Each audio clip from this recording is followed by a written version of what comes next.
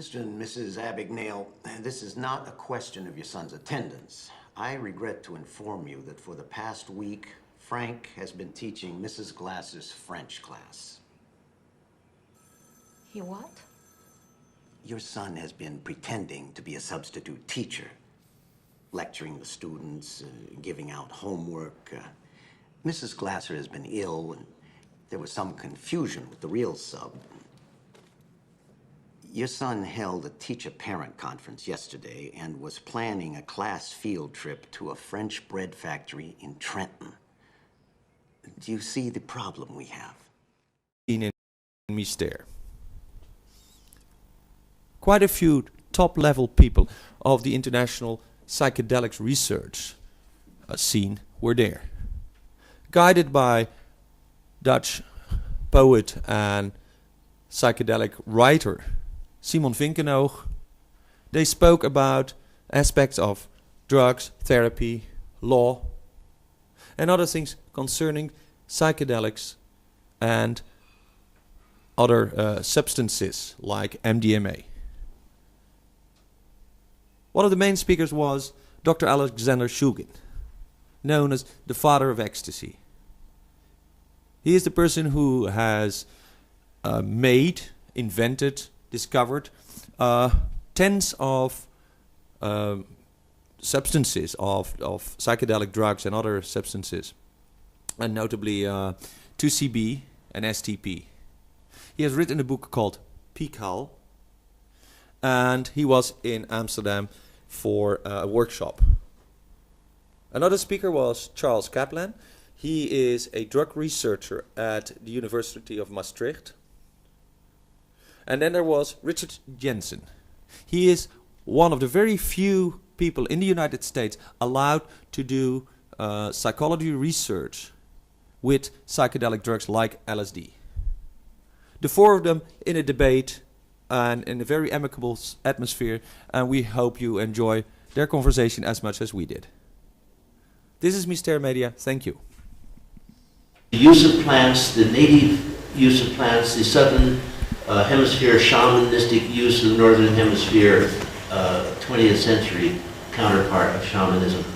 It was a very excellent workshop, and it also brought together people in a very informal way who were keenly interested in this area, and I was amazed and amused to watch them come together in the first day, shaking hands. Oh yes, I'm glad to meet you. In the second day, they found they had 8 friends in common, and by the third day, they were hugging, and even more. And although there was probably no use of any pharmacological agents. Officially. Officially, yes. It turns out there is a great deal of cattle in the area. It is a jungle area. It rains every 2 days, and the sun comes out for 3 days. And there's a minor plant known as cubensis.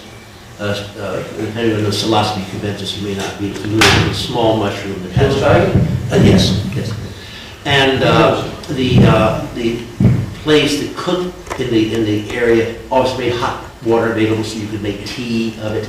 You found the entire dynamics of the society be totally magical, in that the what they call there rather casually the caca de vaca. It's a little patty cow.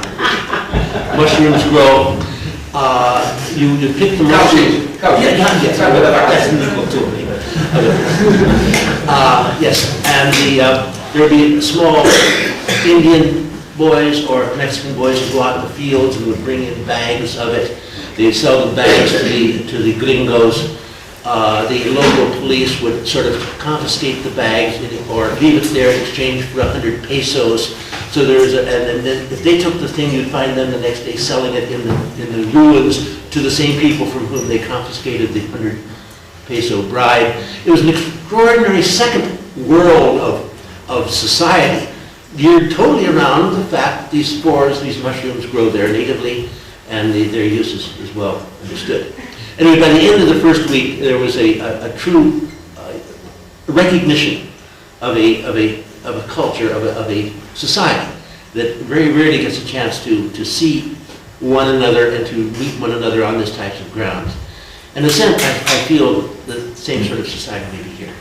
Is there a new alchemy maybe coming up? It's here.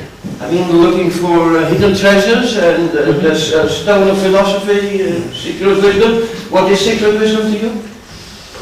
Can you make it public? Is that one of your workshops? If wisdom is at hand, if you know the material, you don't make it public, you are not really a complete person. But isn't wisdom something you exchange, like information, or it could be satsang, where people are in your presence and they feel good of it? Yes, absolutely. I don't want to take the entire stand with you. I'm here for the funny questions. He does the scientific part. Then I must be one. Sorry. Well, ask the scientific question. Well, as a sociologist, I'm very intrigued by your comment that, well, the first day of the workshop, there was it was a workshop, and then the mushrooms came, and then the second day people were hugging, and the third day they were making love, and then it went. And where did it go from there? In other words, You are the sociologist. no, but remember we had this email communication about 2 years ago, and I sort of said, well, when people are taking mushrooms or LSD and they have the experience of seeing God, that what this experience is the relation of God in us, which turns out to be, as in our Christian tradition, we are created in the image of God as men and women. So we're seeing men and women together, we're seeing society and kinds of society. And what you described to me was a society that was emerging there, and that's emerging. You said, well, here too, and this society, which is, we had this talk over dinner, Richard, a little bit today, when you talked about the protocol that would be necessary to use LSD in order to improve, let's say, society, or to improve social relations, or to improve individual functioning. Maybe you could just tell a little bit about that. That is very much known. Because I think he saw it in Mexico, in Palenque, and you're saying, no, we can't have this isn't a medication that we give as a pill in a double blind, which Sasha gave us, a scientist, a methodology in 1981 or 82, which when I tried to write this up as the textbook for the Open University toxicology thing, they paid me the first 3,000 guilders for it. They read it, they said, oh, this is very good. And then the students, when they said, well, hey, this isn't toxicology, because you have to have randomized controlled trials. This is what we learned in the books. So what's this double conscious stuff in order to understand the toxicology of drugs? So I'm just trying to get... Well, I was talking to you at dinner about the notion that, in a sense, we've been using the wrong paradigm to look at psychedelics since their rediscovery in the West by Albert Hofmann in 1943. That because Albert Hofmann was working in a modern drug laboratory, he must have discovered a drug that would fit within our notion of what a drug is and does, without modifying our notion of what a drug is and does. And I think that most assuredly in the, 53 years now that have followed, what we have proved is that there is something quite unique about these compounds. That you may see God, you may see the devil, you may do wonderful acts, you may do terrible acts. These acts, these experiences live in human beings, they don't live in these compounds. Double-blind placebo methodology is a scientific method for developing compounds where the effectiveness resides in the compound. And these are compounds where the effectiveness does not reside in the compound. There is some way in which these compounds amplify the human sensibility. to the setting and intention with which they're used. So they're an entirely new branch of medicine. They're not really part of the medicine that has this direct pharmacological action. You take an analgesic, it stops pain. Isn't that the shortcoming of the English language, where by drug you mean as well a narcotic as well as a medicinal drug? We have the word medicine, which is you go to the apotheke and you get a medicine, which you mean the discovery of it is a medicine. It's Well, a I medical mean, drug. there's a conception around these compounds. For instance, let's talk about pain, analgesia. If someone is dying of cancer and they have, let's say, bone metastasis is a terribly, terribly difficult and painful metastasis to have. Enormous pain. We can, if we want to be as humane as we can within the existing medical paradigm, perhaps we give this person, and you're going to have to excuse me because I'm not a medical doctor, so when I'm talking about this, it may be that there would be another analgesic of choice, but I think that morphine would be quite a good one. Intravenously administered, under the control of the individual who's dying, so they can have as much or as little as they We would all wish. prefer LSD to be given to these people. But I think that what's interesting is that in the work that we did with cancer patients with LSD, first of all, one would never administer the LSD as an intravenous drip. Second of all, it is all in the manner in which the LSD is introduced to the person, the relationship that you have with the person, the way that you are reviewing their life with them and the meaning of their life with them, and orienting them toward looking at that. Guys towards the use. Then the compound is administered within a loving, caring, human relationship trying to help an individual to value the most valuable thing that they've been given fully before they die. And then the compound is introduced to amplify that set and setting. And afterwards, a third of our subjects reported absolutely phenomenal and dramatic relief from pain, where they required no medication at all. How many subjects there were? There were about 60 subjects in the study, I'm thinking. And a third of them reported improvement, but they still required pain medication. And a third of them reported no change. What I think is extremely interesting about this new frontier of medicine is we need to study more the third that responded and the environment and the variables in the environment. It isn't appropriate to only focus on the dosage of LSD without regard to the environment within which it was used. So I'm saying these are a new compound. If you give the morphine, it possibly has some sensitivity to the environment in which it's given, but it's much, much, much less.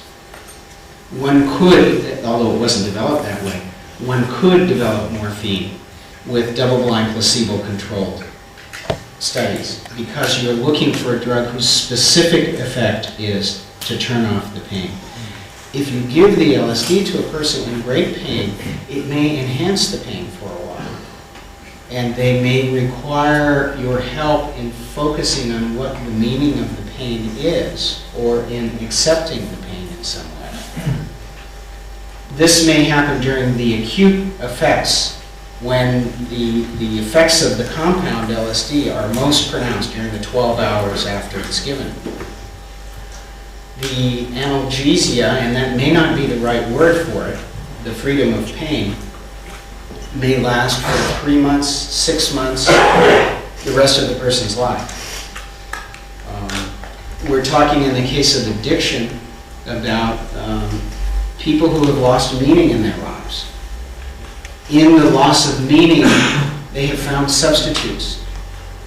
Items from the environment that were used in a specific way offer them something that is almost as good as real life, almost as good as getting better, almost as good as having hope.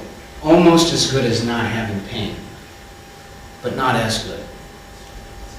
And in that case, one uses psychedelics to help people address the despair at the core of this use of a substitute rather than a real experience. And there's enormous pain in that place of using a substitute, enormous despair, enormous rage and anger.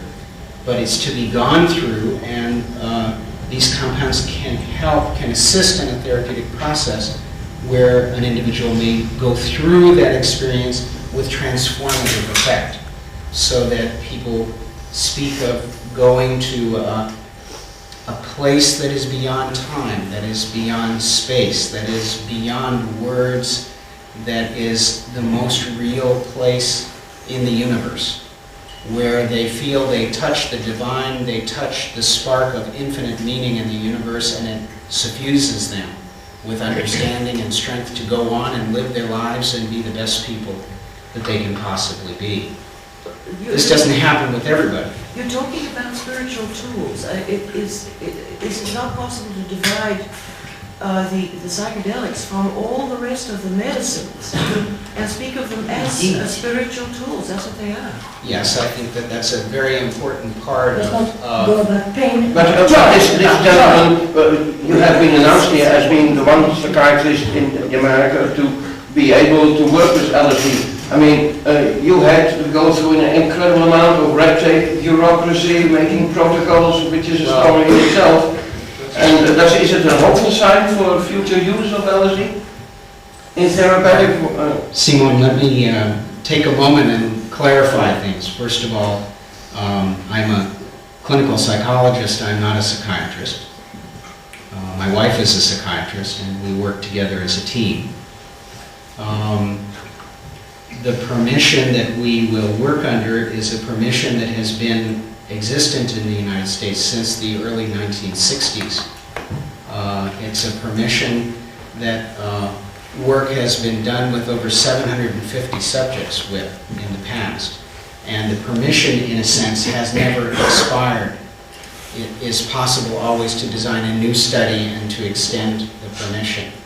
And in fact, with apparent success, we found that it's possible for the permission to be extended from one generation to the other.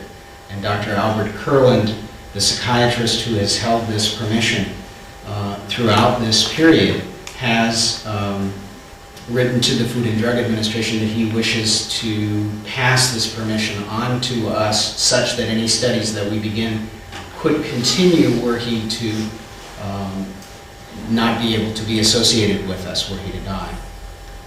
So it's with that permission that we're proceeding, and with a permission from the Drug Enforcement Administration to import our supplies from Switzerland.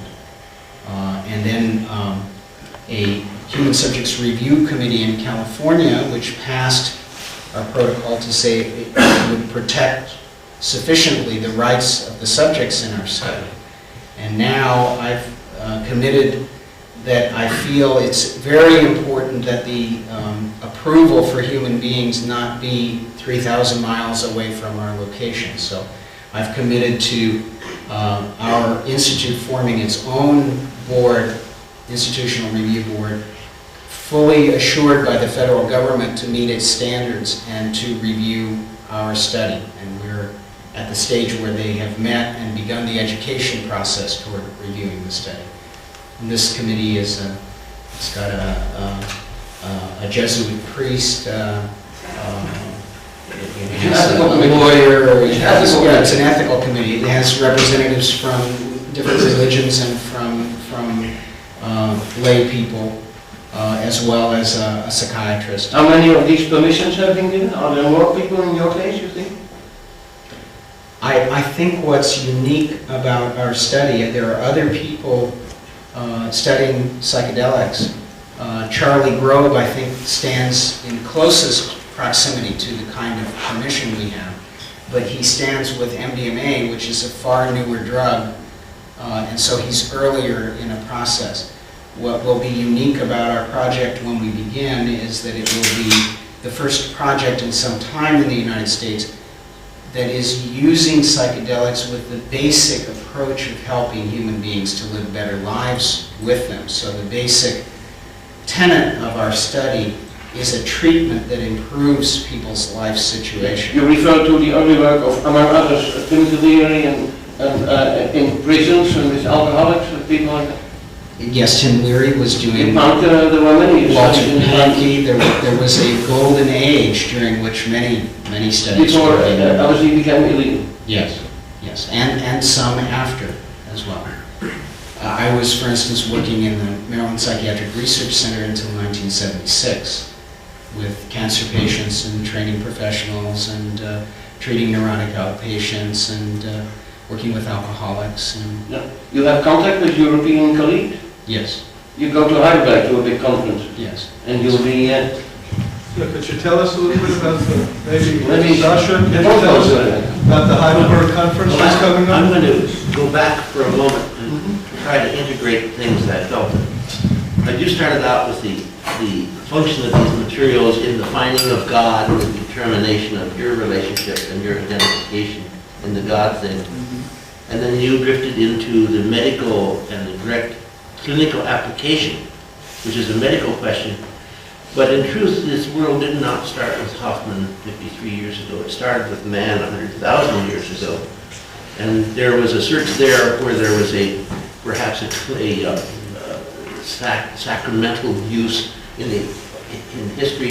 There's certainly used in medicine, not in a double-blind study with LSD, but in a medicine man taking the plant to find out why his patient is ill, which is a different type of a practice of medicine, but as ancient as man is. And then there are people I've heard of even in Europe who are into raves, who will use psychedelics with no idea of either medicine or I God. wanted to ask you about what you think about raves. Right. And there are other people who happen to have a little friendship with another person. They may use them for the sexual disinhibition that is a consequence. There are many, many uses of these things, and they span back to the origin of man. So it's a matter of this continuing search of man for who he is, what he is, how he relates. It may be done through a plant, may be done through a drug. A plant may be a drug in our definition, but for up until 200 years ago, drugs were not known to be in plants. The plants were the active things. It may be something from a religious extreme in the church to self-flagellation to fasting. Meditation. These are all methods of searching a way of understanding a dialogue that goes on continuously. And it's not the drug, as Rick pointed out, it's not the drug that does it, it's you and the drug find a way in which this can be expressed. If it's a matter of pain, the pain is partly of your own making. And it's possible that you can come to some peace with it by understanding yourself. And so it's not a narcotic in the sense that it deadens a pain center. It is a material that allows you to be a little bit more aware and more, perhaps, more honest with who you are. Deconditioned is the word used. Conditioned? Deconditioned. Reprogrammed. Like you said, disinhibited. I would even go further and say it's a matter of becoming, of learning what you know, and never were quite aware of the fact you knew it. What do you want to talk about? Mention that. You know me, there's no excitement. Well, I'll give my version of it. In my experience of this group, it's basically a group, the ECBS, that formed out of the ashes of the old European Psycholytic Association, which was an association of psychiatrists in Europe that were using LSD and other psychedelics in a psychodynamically oriented therapy with people, doing research and doing treatment, who were meeting in the 1960s and late 50s here in Europe. And out of the ashes of this and the repression of psychedelics and the expression of interest on the part of serious students was born the European College for the Study of Consciousness, the ECBS. Heidelberg. And they are putting on in Heidelberg their second international congress. So it's for me as an American, it's a phenomenal. I've been to some of just the European congresses, and each one is a phenomenal experience of of colleagues, people who are very seriously attempting to study this area and very seriously attempting to go forward against, I must add, enormous repression. It's enormously difficult. The barriers are phenomenal. And in some way, I think our study has gotten through on a prayer and an awful lot of history. You know, we're very lucky to be able to point to a record of impeccable safety in the past that we're easy to criticize from many perspectives. Under all paradigms. Yes, So absolutely. that's what the question was. I think the thing about paradigms, you know, paradigms have become almost a buzzword, but I think the real central issue around it is to find ways to do studies that actually shift the focus and shift the point of view such that it is recognized, perhaps there is another way. Perhaps there is something, as I called it, perhaps there is a psychedelic medicine as well as an allopathic medicine and a homeopathic medicine. And perhaps there will be necessary specialized techniques to study this phenomenon and to deepen our understanding of it. We have taken urine samples.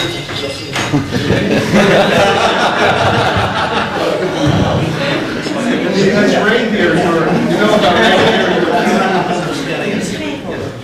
Well, I saw the word phenomenal because it says phenethylamine. I think psychedelic is a much more written word, eh? Yeah. Question from the audience? Do we have a microphone? You're talking on, my name is Hans Vorm. You're talking on a high intellectual level, but the discussion in Holland right now at the moment is about the use of psychedelic compounds. It's a recreational method, a recreational way. This is what's bothering the people, well, most of the time. So I would like to know what is your... You're the sociologist. And Mr. Kaplan knows the Dutch situation, of course, which is quite different from the American.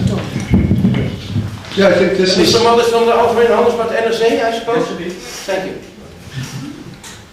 Well, I think this is what makes three Americans, me living and working here for 12 years in the drug field, because this country is unique in seeing something that me as a sociologist knows theoretically, but puts it into practice, that drugs are cultural generators, that they can revive a culture and subculture through creating everyday rituals, trances, dances, visions, whatever. And this country is a wonder in engineering, and with something that we Americans also know as a love for freedom to make it happen. But we Americans do it theoretically, but they put it into practice, which is why I feel very much at home after 12 years of working some of the ideas through that you guys are having in California and too, but that we can put into society. So what he's talking about, recreation, is really the other side of medicine. Recreation is a very serious thing. I had it with Abe. Yes. Recreation is a very serious thing because recreation. We're not only trying to take the sick and like Pareto, the great Dutch physician, said, maintain a homeostasis, but we're trying to go forward. We're trying to recreate our life in a better way. And this Amsterdam, where I live now in Maastricht, and with Carnival, which is a very traditional old European form, is a form of recreating cultures through alcohol, heavy alcohol, but alcohol put in the Limburg beer, where you have to be from Limburg or from Netherlands to know what that means. And it's sacred. And in the way that a mushroom might be sacred. And But there's mushroom shops in Maastricht as well. yes, I know. So I think the point is that I would like to see the discussion shift in response to that to what you said, to the joy side of these drugs. And I think the chemical love story was so beautiful because you can put these very cold scientific formulas in one half of the book next to flesh and blood and touching and feeling and holding, and come out with a book as thick as the Bible. So in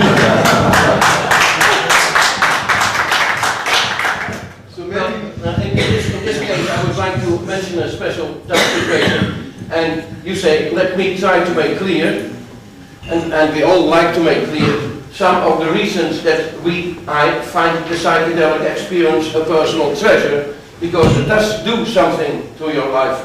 Once you take an LSD, willingly or unwillingly, your life has changed, and what you see is more than you saw before, so it goes another way.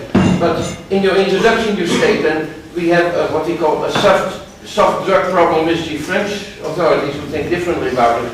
You say, among the drugs that are currently illegal, I have chosen not to use marijuana, as I feel the lightheaded intoxication and benign alteration of consciousness does not adequately compensate for an uncomfortable feeling that I am wasting time.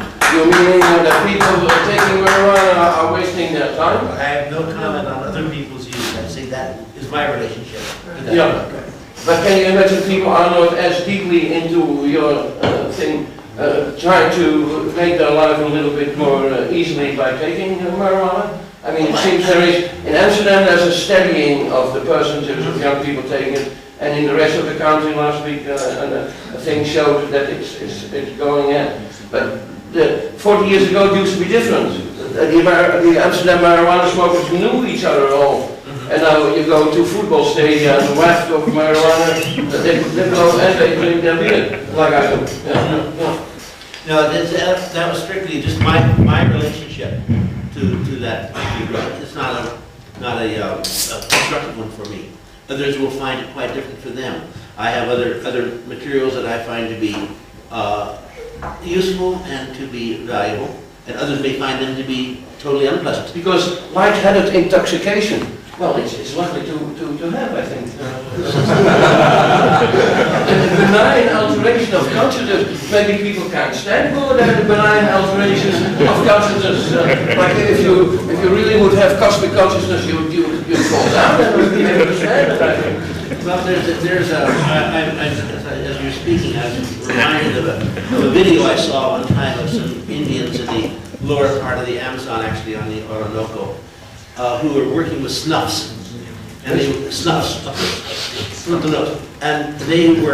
working exactly that. They had these long tubes, and each would blow the snuff up into the nares of the other person at the same time, and then they would drop these long tubes and sort of fall over backwards, vomit a little bit, stagger around a little bit, smile quite a bit, and after about an hour, sort of come back and join the tribe, the rest of the tribe. Were they searching for God? I wonder if they were just having a... Well, that's not have to if one is all there. Yes. I mean, isn't that a funny thing of our society that we go to find something which is all over? But this brings me to a second of your beautiful glossary, stoned. This generally means being under the influence of a psychoactive drug. It's a widely used word, and we have employed it in our story as carelessly as most people do. However, in writing a report on the effects of an experimental drug, there's actually an important difference between being stoned and being turned on, which I call high. And the researcher should make a distinction between them. A stoning effect is one in which there is awareness of strongly altered states of consciousness. It may be pleasurable or unpleasant. It is characterized usually by a general inability and disinclination to deal with concepts or to employ insight.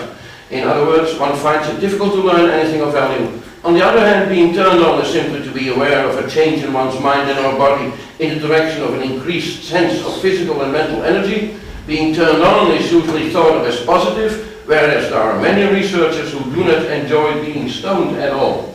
And that I can live with. I mean, that's a concept where you see people doing nothing, but who knows what's happening inside while they're doing nothing.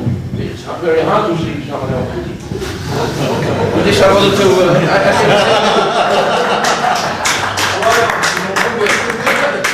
This is the pocket peacock. yeah, but you also say euphoria. You means normal. So normal Europa,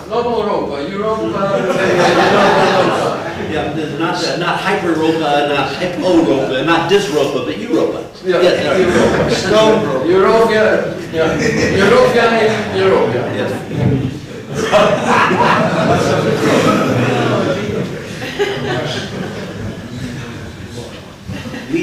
Isn't that time to say something? Yeah, there's something. Somebody want to say? A A question? about the difference between being stoned and being turned on, essentially the difference between indica and sativa. Is that a question or a comment?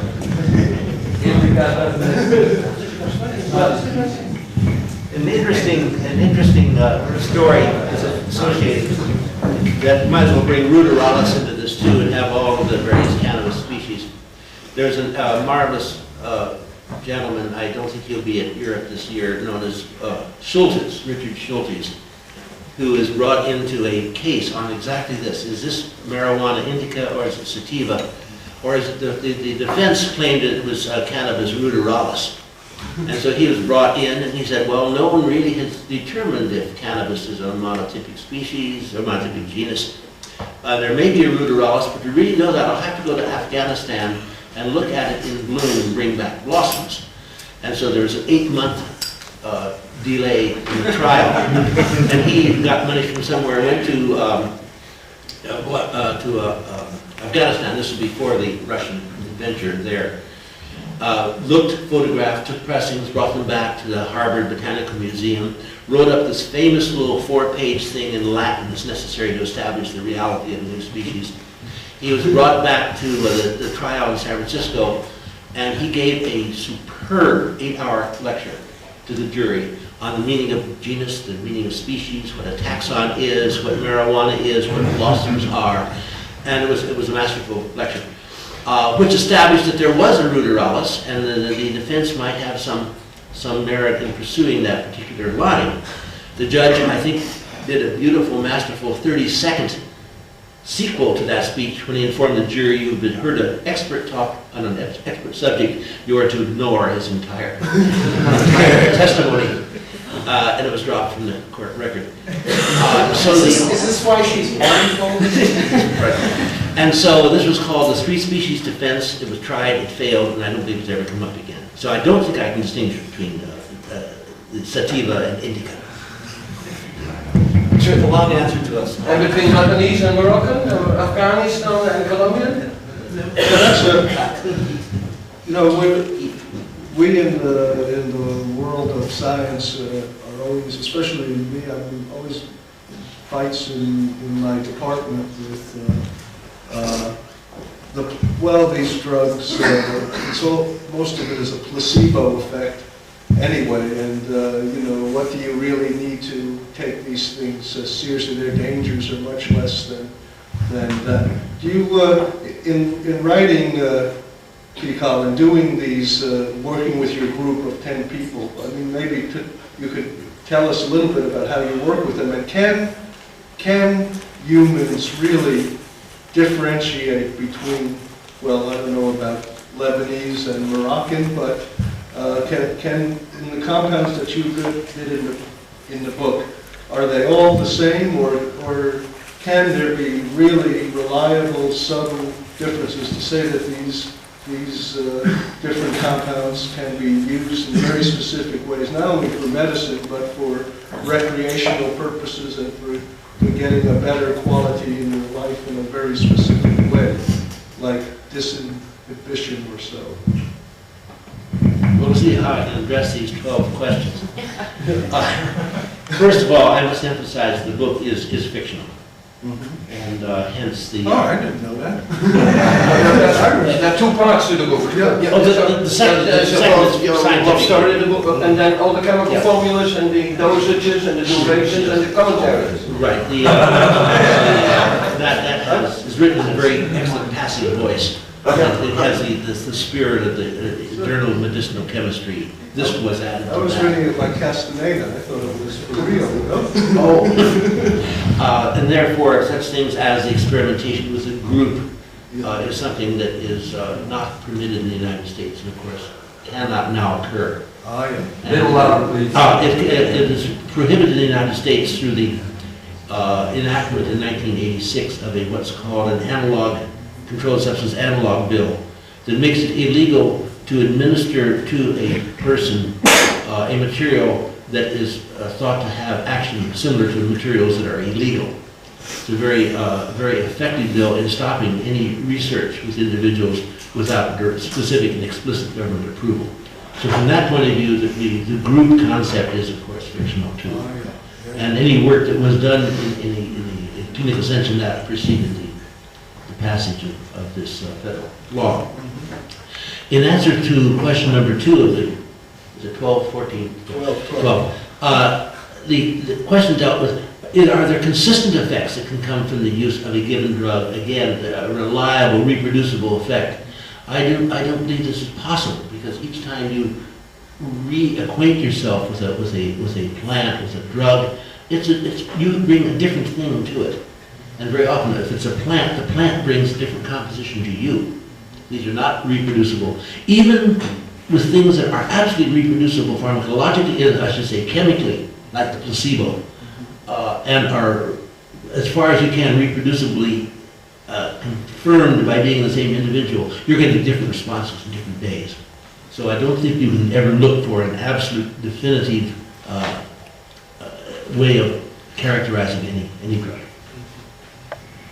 Only from a pharmacokinetic point of view, maybe. Some drugs last longer than other drugs. Pharmacokinetics, yes, the measure of how fast drugs get in and through the body and to the site, as opposed to pharmacodynamics, which is the actual action of the drug and its action.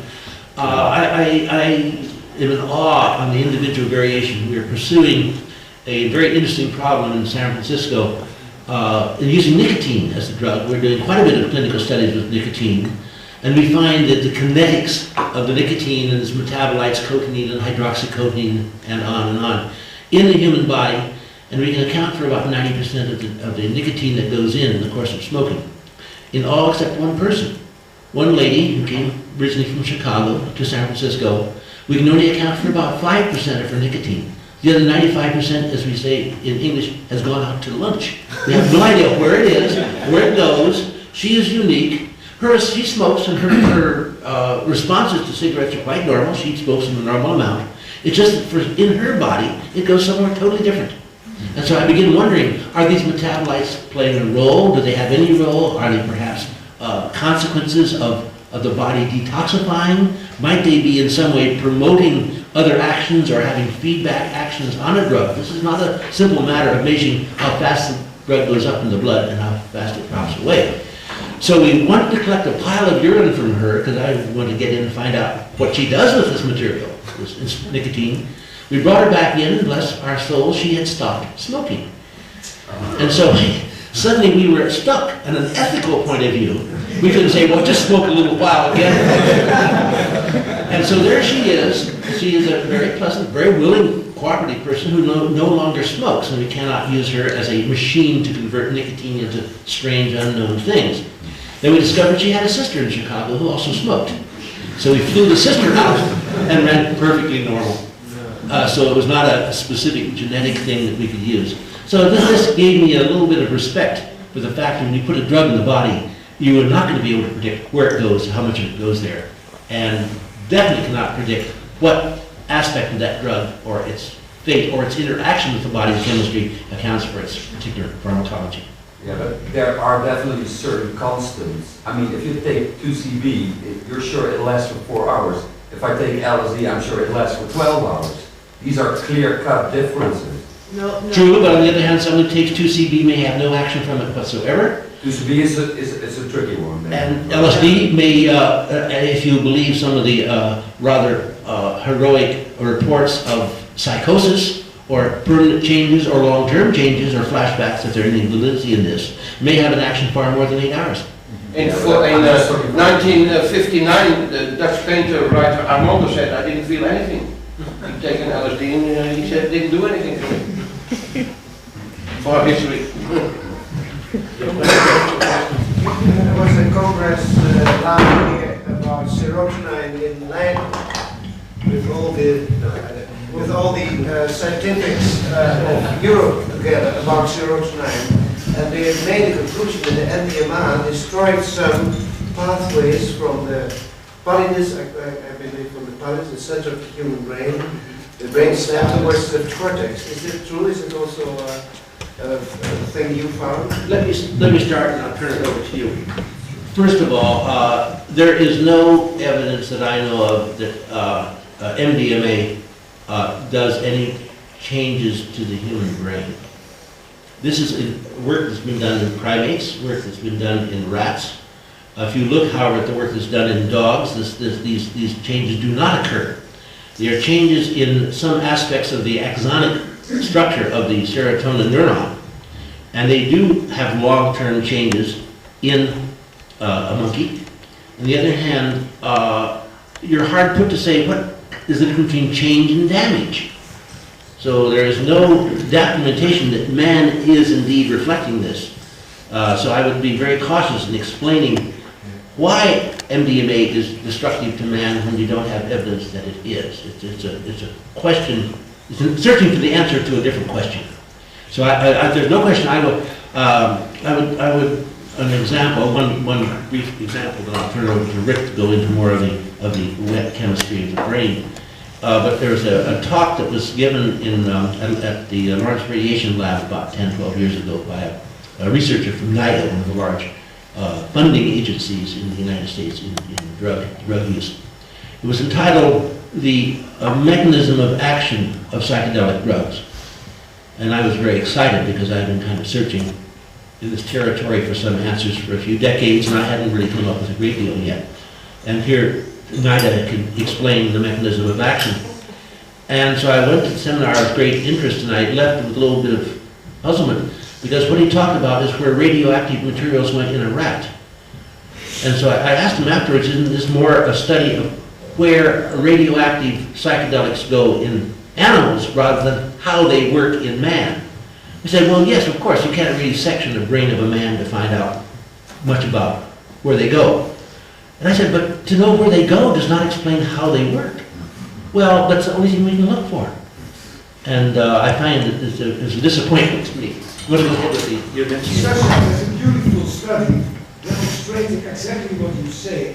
The study of 95 ecstasy users that had lower serotonin levels according to the researchers, but the psychologists that searched as well concluded that these people were nice, less aggressive, and that the changes that they thought to be the results, and that's how the drug works, were actually to be evaluated positively. You know the study I think the study was Johns Hopkins University, yes. To paraphrase one of the first reports in which they found a decreased level, they actually didn't look at serotonin, if I recall, they looked at the 5-hydroxy metabolite of serotonin, the indole acetic acid. The first of the studies they did in human subjects, I find a little bit, I'm uncomfortable with for two reasons. One, they did not give MDMA to people. They brought people in who said they had used MDMA, and they had overlooked the idea of confirming the presence of MDMA in the body. So it was an anecdotal population. The second point is the conclusion was brought out. We have found statistically insignificant decreases of the metabolite in the spinal fluid. But then they went on to say, these results are not statistically significant, but they're highly suggestive I'm sorry, but I can find a touch of bias in a conclusion of that type. I'm referring to a second study. I don't know the specific, the author, etc. But the thing was that with the same anecdotal evidence about the use of people that should have used ecstasy and MDMA more than 95 times or so. In the end, the conclusion of psychologists about the supposed effects of the brain damage that they suggested was that the changes were positive. People were less aggressive, nicer than the control population. So that what I wanted to say is to support your thesis about you may know where the drug goes, it doesn't say where it works. These psychologists. It's conceivable that the trimming of a few neuron axons might be a beneficial. And we should not forget that audiences are told in the newspapers that from England that people have died from ecstasy, and then it used to be during house parties where there was not enough air or whatever. Not enough air, not enough water. Is this dying from ecstasy? No. But they do blame. Oh, but I had the situation not that long ago in which I was asked specifically in a legal situation if I thought ecstasy was a dangerous drug, because there had been deaths, not necessarily due to, but associated with, which is a different form of diagnosis. And I said, if there are 500,000 or 1 million people in England using this drug every day, every week, and you have 5 deaths, this would constitute one of the safest drugs I know of. Well, it's interesting that the notions of damage. My PhD dissertation was on the use of MDA, methylene dioxyamphetamine, as an adjunct to psychotherapy in 10 neurotic outpatients. They had from 1 to 4 experiences with MDMA or MDA and 75 hours of psychotherapy. And we followed them for 6 months and a year. One of the interesting results in that study, I really didn't quite know what to make of, I must confess. It turned out that the people's IQ went up. It looked statistically significant. And in puzzling over the mountain of results that we got, which basically was a dramatic improvement in people's lives, and we were averaging, I hate to say it, bananas, oranges, apples, and pears. And we still got dramatic improvements.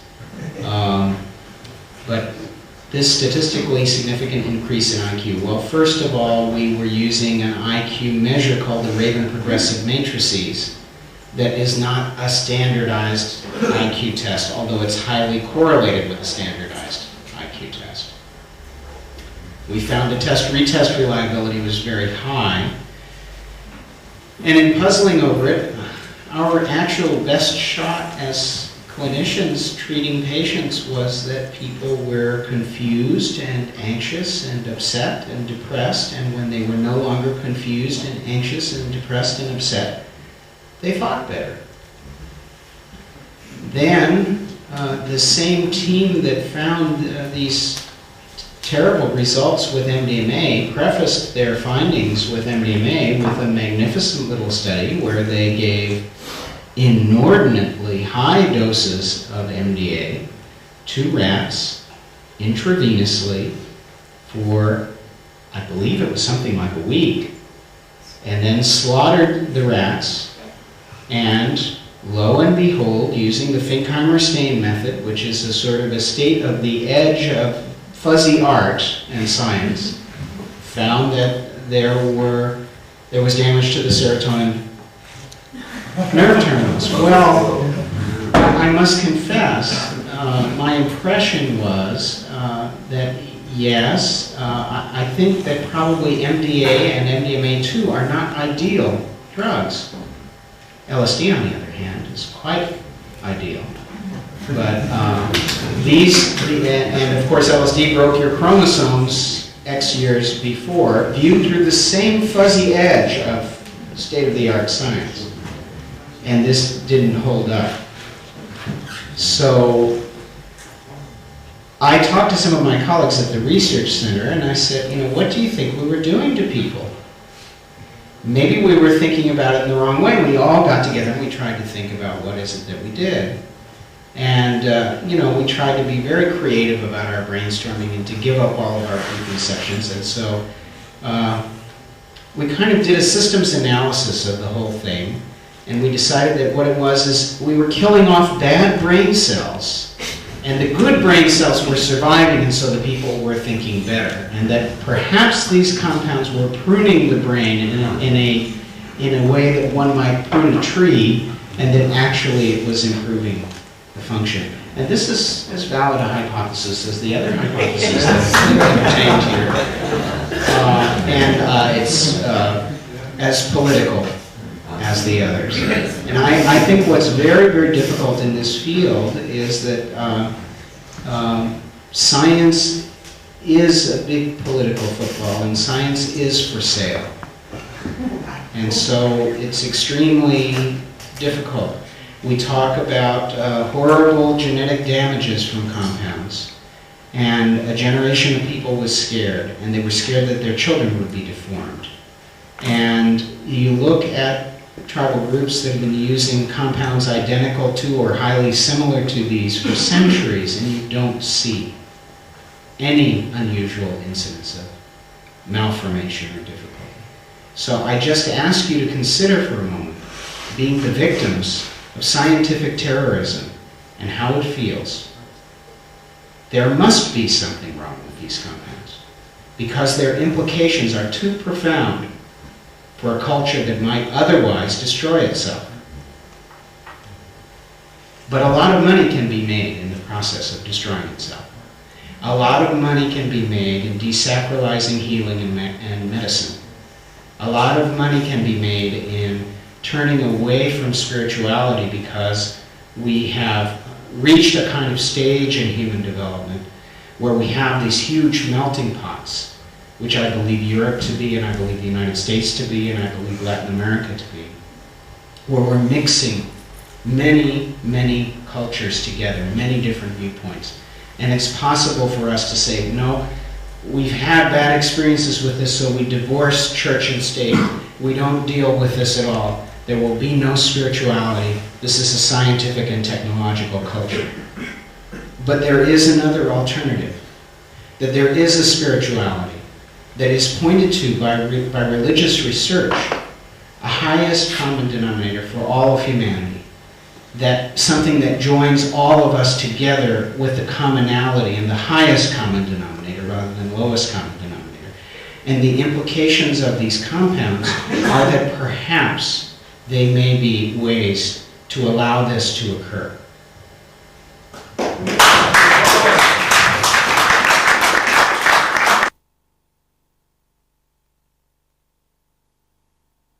Article 2. If the request for extradition includes several separate offenses, each of which is punishable under the laws of the requesting party by deprivation of liberty. Frank.